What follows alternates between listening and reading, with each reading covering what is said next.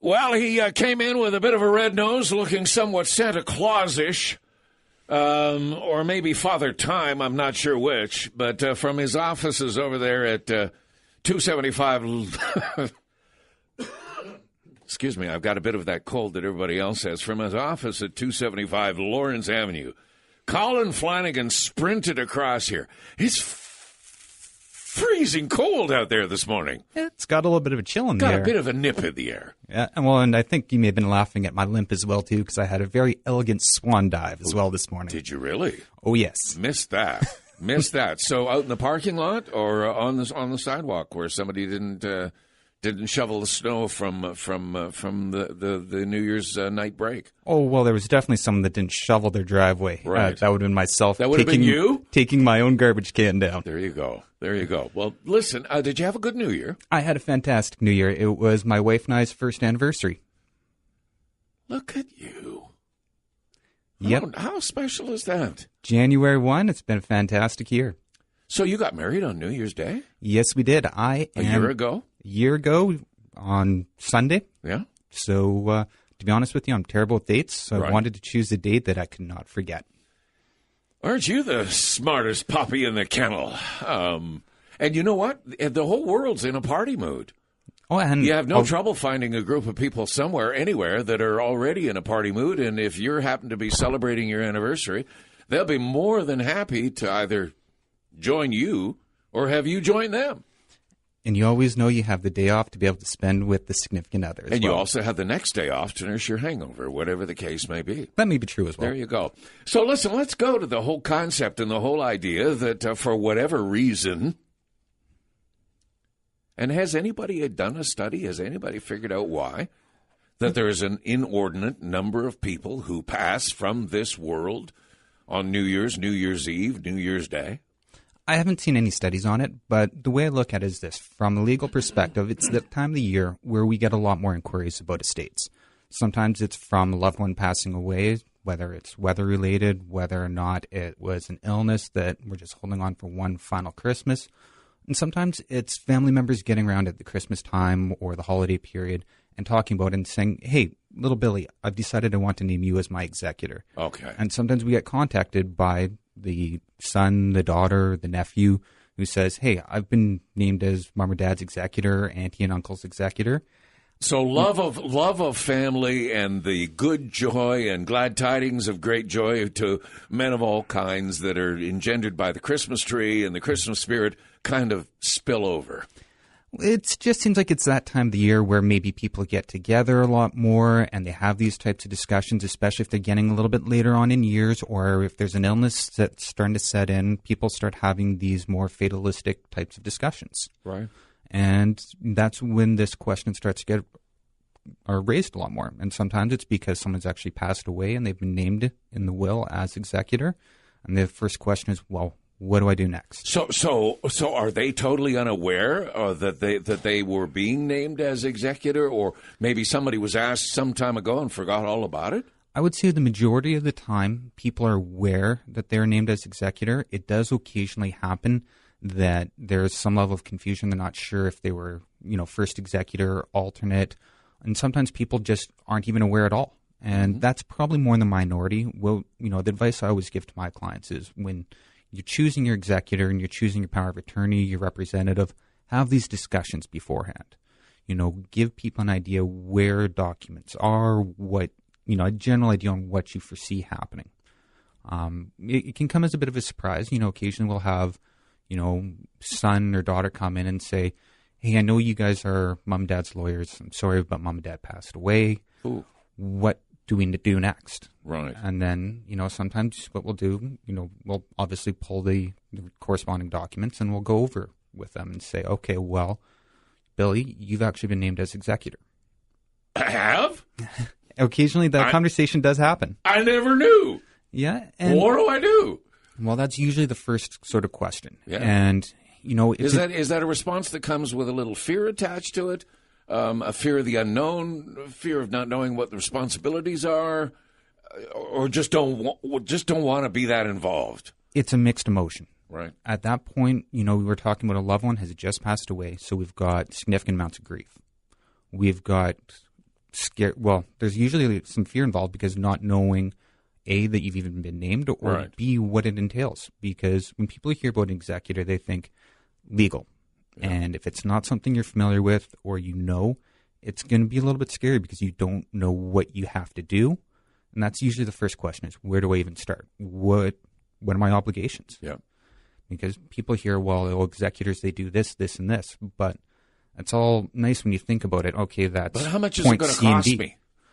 Well, that's a very good question as well, too. And I was going to get to that a little bit later when talking about expenses, both out of pocket as well as fees.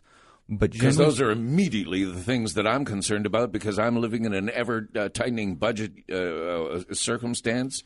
More for MSP, more for hydro, more for ICBC, more for, I can't afford to be an executor. well, generally speaking, think of it this way. Expenses come out of the estate. Right. Okay, there is going to be some out-of-pocket expenses that you get reimbursed for. Those are known as disbursements, but particularly when we start talking about probate fees. I'm going to get into this a little bit more in depth. Fabulous. But that's something to be at the front of the mind. Okay, so this would be a good opportunity to take a break. It is 9:17 in your morning. Our guest is Colin Flannigan from FH&P Lawyers, and we're talking about the business of being executor to a will, to a family member, to a friend, to somebody who's named you to be the executor of their will. And what are the duties and obligations that go with it? And there are a great number of you who, at about this time of the year, may find that that's exactly where you are and you had no understanding of how you were going to get there. Going to be back in a moment. Colin Flannigan in our studios this morning. The address of FH&P is 275 Lawrence Avenue. The better thing to do is go online at fhplawyers.com, and that's where you'll find the roster of all of the lawyers who work within the confines of that office. Colin Flannigan is among those and specializes in wills and estates. And this morning talking about the reality that for many of you, someone in your family may take the final celestial journey at about this time, at about New Year's. Nobody seems to know why, but it just seems to be some sort of a connect between humanity and the higher power out there, whatever that would be. Mr. Flannigan, I find the whole concept absolutely fascinating that this is going on. And in the conversation off air, you've indicated that between you and fellow lawyers at FH&P, about 10 of you are all dealing with a significant number of these kinds of wills, estates, where the death took place over the Christmas, New Year's holiday. Yeah, it's just one of those things that we notice in our practice. But it's not just confined to FH&P. The suggestion would be that all law firms within the city are dealing with the same kind of situations in the area of law that we're talking. I would expect so as well, too. I don't think that we're abnormal in that. And, I look at it from a legal standpoint, and this is just one of those things that we see happening, and we're used to dealing with this type of thing at this time of year. Right. So when we have someone come in and say, mom and dad just passed away. I understand you guys were their lawyers. Right.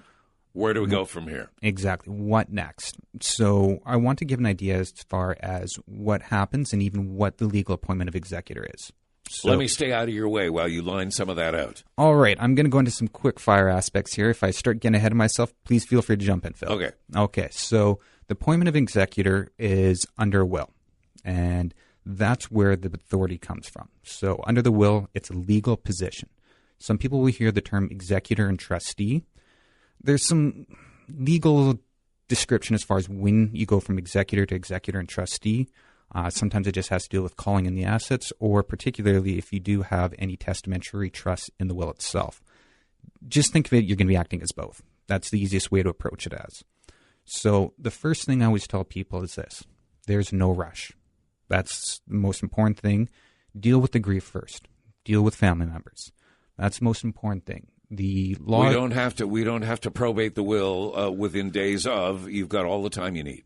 Well, not all the time you need, but the law recognizes that you have a year before you can be forced to start acting. Oh, really? Okay. Now, that's not to say you should take your full executor's year. Right. But I like to draw that people's attention just to say, hey, you know what, it's okay to just relax. Deal with first things first. Find you. Deal with the funeral home. Yeah. Deal with family members. Get all those aspects dealt with first before you start worrying about the legal. Right. The time will come and we will deal with that, but let's just sort of calm it down first and deal with those emotions. Sound advice. Okay. All right. So from there, the next question is this. People often ask, well, do I need professional assistance? And, you know, there's no one simple answer to that. It all depends on the circumstances. There is a lot of assistance kits out there for applying for probate. But I'll be perfectly honest with you, the vast majority of people that say they're going to try it on their own come back in because they've had their application rejected from the court registry. Right. It's not a simple area. There is a lot of duties and obligations. There's a lot of nuances and a lot of requirements before you can even apply for probate. A little more complex than something scribbled out on the envelope of your hydro bill? A little more complicated than that, but that's a very good point that I'm going to get into because that's one of the obligations and searches that need to be done is will searches and any other testamentary document. So one of the first questions people have is, before we even get there, is going to be to probate or not to probate. You know, what is probate? Probate is really just court approval of your position as executor. What it means is that there's certain third parties will not deal with you as executor until you have that court approval. There's certain... Does that come as a piece of paper? Yes, it's a court-stamped approval. It's a court order that says that you were appointed and the court approves your position as executor of the estate of mom and dad. Now, there's certain third parties that require this. Land Title Office. You know, ICBC will generally want to see it, and depending on what the value of the estate is. And a lot of financial institutions, once again, depending on what the value of the estate is. So the question is, well, okay, it sounds good. You know, if I get probate, the court approves it and says they've given the rubber stamp. But is there downside? Well, there's both positives and negatives to it. And there's no one simple answer saying what is the right situation. It's going to depend on the circumstances.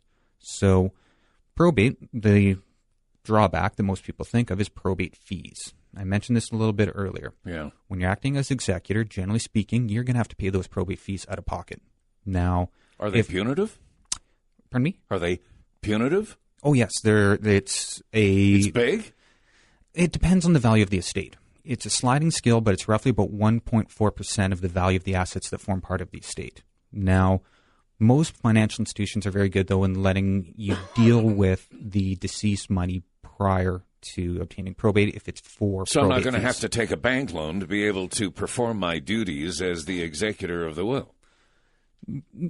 Possibly, but probably not. Right. You know, Okay. there's usually ways to deal with that situation, but it's one of those ones we want to make people aware of right from the get-go, saying, well, is this something that you can pay for out of pocket and then get reimbursed as a disbursement, or is this something we're going to have to make a request from a financial institution to get a release of certain amounts of funds? Right. Because the financial institutions are going to have to be advised that their account holder has passed away.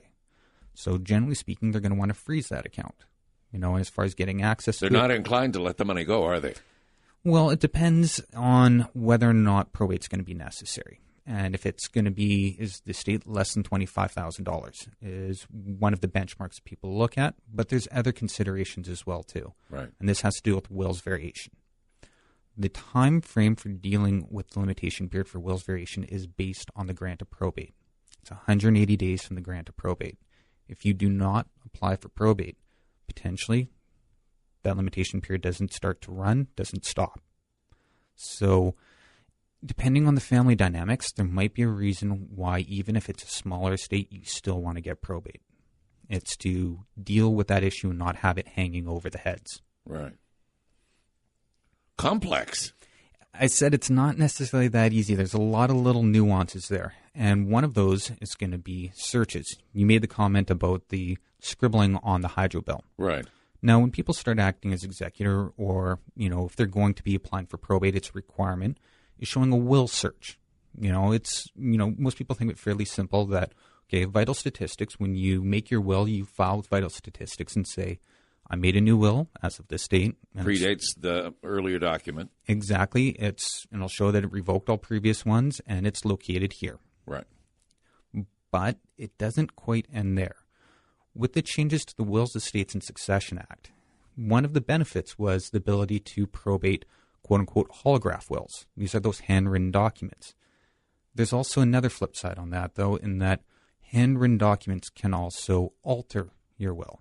So it all depends on what the testamentary intention was of the document. So when you're acting as executor, you got to go through mom and dad's stuff. You have to find out, was there any other document that's made after the will that was meant to be testamentary in its intention? That is, does it say, I no longer want Billy to act as my executor, I want Jane to? Does it say, I no longer want Billy to get the car, I want Jane to get it? These sorts of things. If you find these types of documents Can they be written out on a hydro envelope? They can be written out on a hydro envelope. They can be carved into a fender of a tractor. Right. You know where I was going with that one. Yep. So the point is this, is that one of these obligations as executor is to do these searches and to look for these things, because you're going to be swearing an affidavit, that's going to get filed with the courts, a sworn statement that says there's no other documents that you've been able to find, and you've searched for them, that can alter the testamentary intentions. All right, Colin Flannigan is here. We're talking about wills, estates, and the reference to the fender on a tractor was a farmer who was trapped underneath his farm machine. That's correct. And before he passed, he wrote a change to his will. Everything to wife. Yeah. I went to law school at the University of Saskatchewan. That fender is still prominently and proudly on display in the library there. Yeah, he scratched it in the paint. Before he exited the earth, and probably one of the most unusual, what do you call that? Holograph wills. Yeah, there you go, holograph wills. Colin Flannigan's here. We're going to take a break. When we come back, continue the conversation. I don't think that I've ever fully appreciated the degree, the depth to which the legal firms operate and the lawyer operates on behalf of his client. When that client and lawyer relationship is struck, and a will and testament is written, and the power of that document, and more to the point, all of the things that are contained within its multiple pages, including who would be the executor. Mr. Flannigan, are we moving further down your list, or are we just about, where are we at on that? Don't worry, I'm not going to take up too much more of your time. No, listen. You know what? Some days, it seems to be sort of out there in the ozone. This is, listen, practical. Given my age, given the fact that I have a 23-year-old, given the fact that I've been through multiple relationships in the course of my life, and I make no bones about that. My listeners are well aware of that. But suddenly, as 70 approaches, I'm looking at the number with an entirely different set of optics. Well, now you start thinking of it this way, is, when you picked your executor, were you really considering all of the actual duties the executor is going to be doing? And this is always an important consideration when people are saying, okay, well, I'm drafting my will. This is going to be my executor, this is going to be my power of attorney and my representative. Well, we always want to give some actual thought on the practical situation of who's going to be acting, what they're going to be doing, and how well they're going to perform. I mean, sometimes it's as simple as where are they living? Because if they're living, say, outside of Canada, we've got some issues there as far as naming them as executor and the estate being deemed a non-resident. So there's a lot of little nuances as well. So would you, on the front end of the consultation on the development of that will, be counseling the person who is writing it not to take that step? I would think that is absolutely an obligation. Right. As your lawyer. To at least inform. To discuss what your options are. Say, okay, who are the people you're thinking about naming? What are the implications of naming these particular people? Billy Vanderveld over there in Amsterdam, because we used to smoke joints together. Sounds like a great guy, but I would not recommend you name him as your executor. Because you suddenly have problems. Billy's going to have a lot of problems in dealing with the assets, dealing with tax issues, and even give you a perfect example. you've got a house. It's in your name. Billy has to sell the house as acting as your executor. Well, all of a sudden, you're talking about the state being deemed a non-resident. Now, in any real estate conveyance, when you're dealing with the seller being non-resident, you've got requirements for clearance certificates just for the sale. And then you start dealing with other issues on holdbacks as well, too. Levels of complication just go through the roof. So clearly, I'd be far better to have the guy who serviced my car for the last 20 years, who's become kind of a beer buddy, and we've shared a few, and I really like him, and I think that he's got my best interests at heart, because he certainly looks after my car.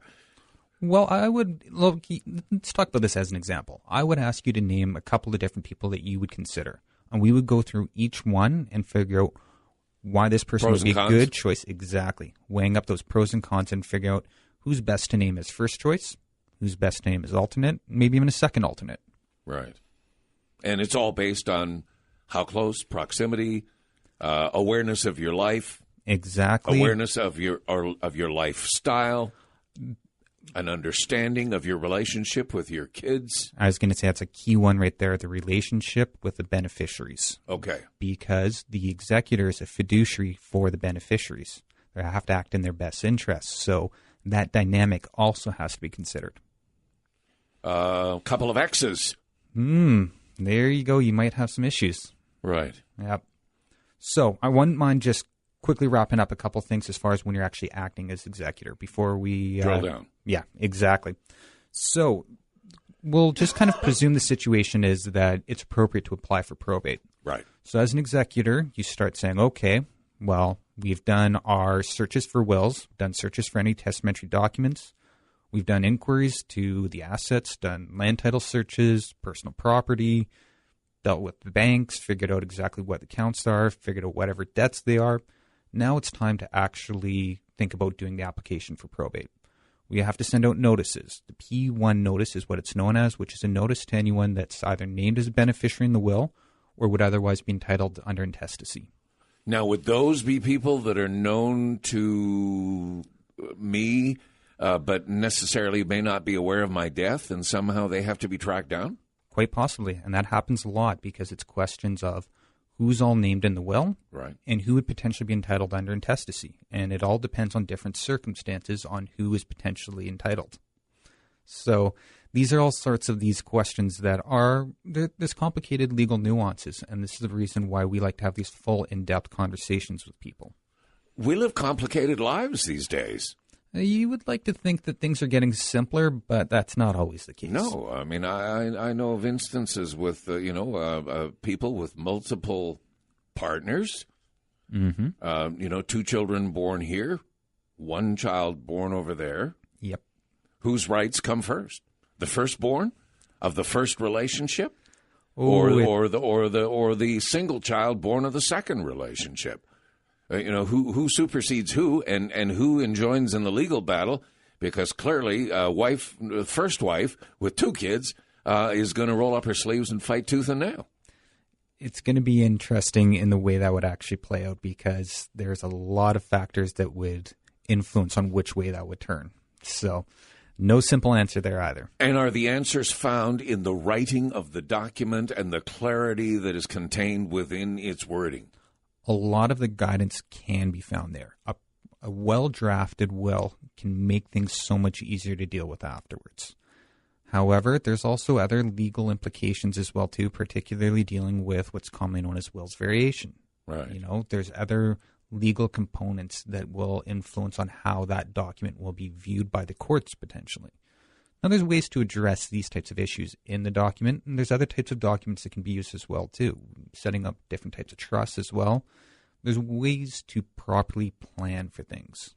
And when you plan for it in advance, spending a couple $100 now, it will save the thousands and thousands of dollars of the legal fight afterwards. The critical point, though, is to have clarity in your own mind and communicate that to your lawyer to get it to the pages of the document. Exactly.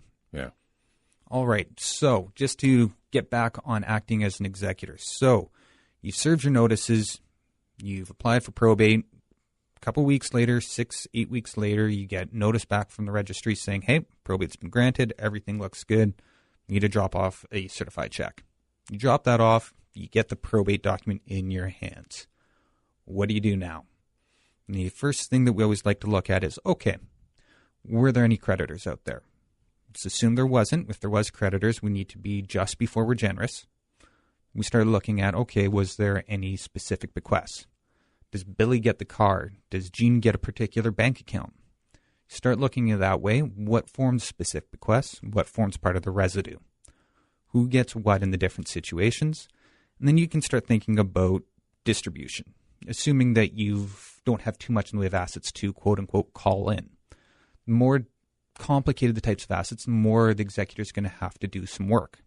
Example is going to be, is there shares held in public companies? Is there shares held in small privately held companies? Is there any issues as far as an appointment of a succeeding director in dealing with a company? Say the dad ran his own company. Maybe he didn't appoint a succeeding director in the actual director's, the records book itself. Right. Didn't pass the director's resolution for that. But perhaps maybe you addressed it as well. Let the executor carry on the business until a suitable situation can be found. So the executor might actually step into that role as well, too. So, meaning the business may have to be sold, or can the beneficiaries buy the business? It's all going to depend on the circumstances. Those are both scenarios that could play out if it's appropriate. We'll use the example, though, of saying that, say there's no beneficiaries who is appropriate to take over. So the executor sells the business. The executor sells the house, assuming, of course, you would need probate in order to sign any land title documents. Taxes are paid. Yeah, well, taxes, you got to make sure, this is one of those recommendations where I say always deal with an accountant on this, because there's going to be not only the year-end taxes for the final year, but also obtaining a clearance certificate. So when we're talking about doing distributions, we're always going to want to talk to your accountant and say, okay, what are you looking at as far as clearance certificate? How long or how much of a holdback are you going to recommend? Because there might be some final taxes to pay on behalf of the estate, particularly if there was a RIF and the RIF didn't designate a spouse. So all of a sudden the estate's going to have to pay income tax on that RIF. So there's a number of different little circumstances that can come up. And when it comes to tax advice, you're going to want to talk to an accountant. So does the individual who is putting together this document, using as the prime tool the lawyer, does he also bring his accountant with him to a meeting and the three of you sit together? Or, do you find yourself ever sitting down in your boardroom with the accountant from Billy Bob? Usually what I find out is a little more efficient is when we get authorization and instruction to be able to communicate directly with the accountant. So right. The client says to both accountant and to us, talk to each other. I give you express authorization to exchange what would otherwise be privileged information, giving that express authorization so we can talk to the accountant and get the information we need that way. It's a little more efficient than actually setting up some meetings. If you can do some phone calls, quick emails, it's going to be a lot easier of a way to deal with it. Okay, fine. Moving further down your list? We're getting near the end. Right. Now the question's going to be, say we're getting to the point, accountant's giving the recommendation. Mr. O'Hara just did what he often does, which is give us the broken wrist sign. He said, Phil, you need to take a break, and when we come back, we will wrap this up. Colin Flannigan from FH&P talking about wills and estate planning. I must admit that I'm listening with a different set of ears than I have listened to these conversations before. Probably you too. Back in a moment. And on this Tuesday morning, as the world returns somewhat to normal, in conversation with Colin Flannigan from FH&P Lawyers over there at 275 Lawrence Avenue.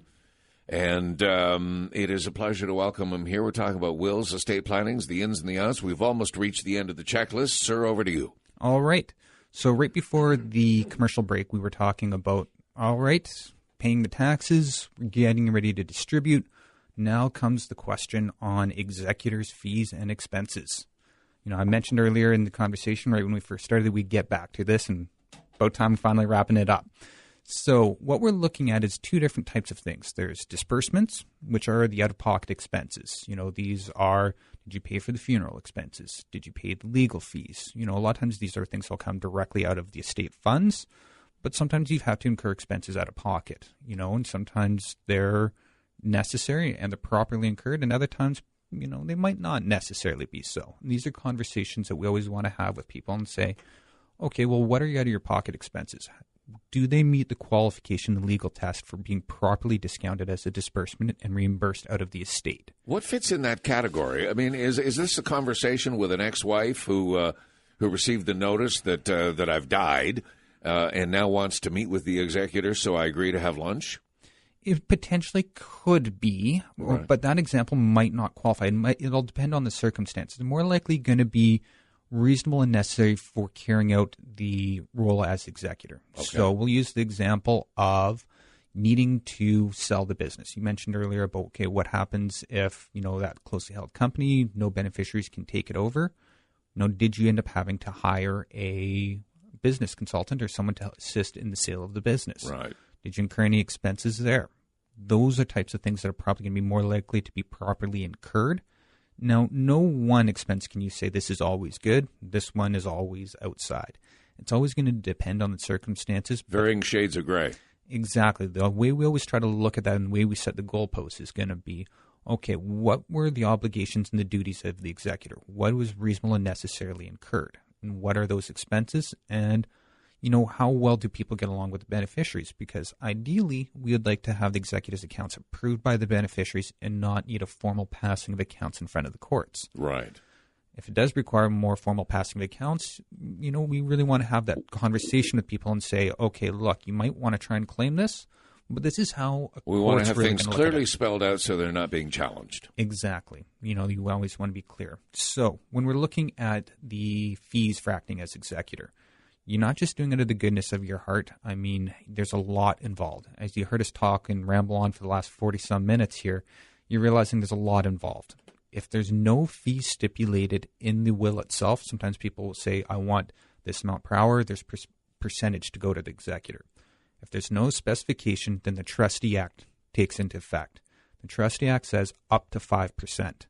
It's going to depend on what the 5% of the total value of the estate? Up to. Is the key words, because it's going to depend on the complexity of the estate, on where it should fall on that. And really, there's a lot of factors that I do not have enough time to get into right now that will weigh into that, but it's going to depend on the actual circumstances and the work that would need it to be done as executor. It sounds now that isn't it funny when we get right down to it and get into the hard dollars, the hard nut? Yep. Yeah. So, I mean, what's my time worth? Exactly, because there's a lot of work involved. It's a lot of time and effort, and people deserve to be compensated for it. But if I'm being asked to be the executor by the individual and they happen to still be alive and we're having a conversation, you might have that conversation on the executor's fees. That's something that's worth having up front. So, there's no surprises in, say, dealing with the beneficiaries as well, too. So. Yeah. Want to know more? I would think you do. And I would suggest that what you really need to do is contact Colin Flannigan at his offices at FH&P Lawyers. They're at 275 Lawrence Avenue. The best thing for you to do, however, is to go online and go to Google and type in FHPLawyers.com. You'll find him on the roster of lawyers. If anything that he said here this morning makes sense to you, it made a lot of sense to me. Mr. Flannigan, a pleasure. Always a pleasure, Mr. Johnson. Thank you for having you.